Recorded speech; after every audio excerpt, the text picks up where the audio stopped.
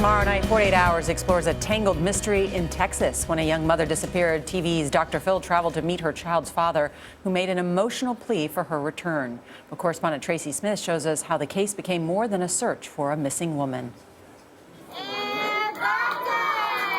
As a mother, Michelle was awesome. I called her the picture girl. Pictures, pictures, pictures. Donna Malone is talking about her daughter, 31-year-old Michelle Warner. She looked like $1 million. Wear high heels and carry a baby on her hip. One Saturday night back in the fall of 2012, Michelle simply vanished from her Houston apartment, leaving behind her 3-year-old toddler, her car, and the child's father, a computer tech named Mark Castellano. She captivates a room when she walks in. That part about her is completely true. She mesmerizes people. The relationship was on and off. Michelle had hit some bumps in the road, but she was getting her life back together. She got a new job, and in the summer of 2012, Michelle moved back in with Castellano. The agreement between them was that they would live together, raise the child together, but not as a romantically involved couple. Then on September 22nd, Mark says Michelle disappeared. A woman has vanished from her Houston apartment. Her family and friends are fearing the worst. As the week passed, the search for Michelle expanded quickly from Houston to West Texas, all the way here to Los Angeles and the Dr. Phil Show. Today, we will take you inside a national news story as it unfolded in front of our cameras in real time.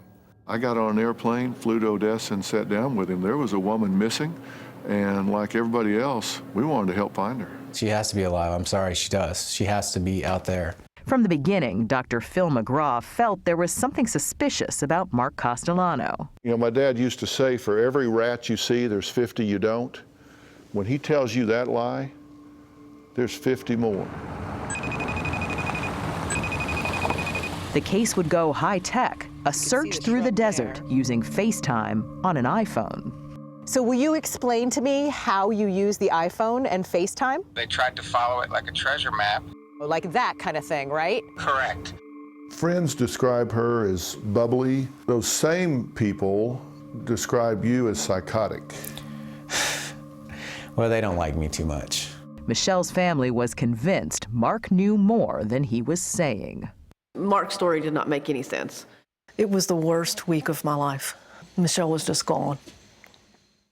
Well, Tracy Smith is with us. You could tell that Dr. Phil was a little suspicious of Mr. Mann. Oh, yes, he was. And that's a fun interview to watch because there are some gotcha moments with Dr. Phil.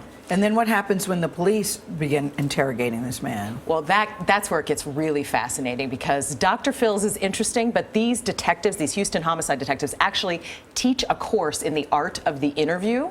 So when they get a hold of Castellano, it is really interesting to watch the dance that they do with him to get him where they want him and then get him to tell them what they need to know. And we'll see that on Saturday. That's right. Why is the iPhone so important?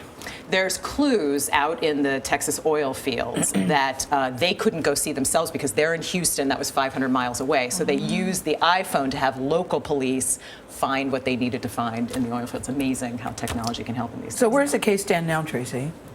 You'll have to watch on Saturday. You knew that was coming, right? All right, Tracy Smith. We go through this dance every week, don't we? Thank you so much. Very good at it, too. You can watch Tracy's full report, Gone, tomorrow night on 48 Hours. That's at 10, 9 Central, right here on CBS.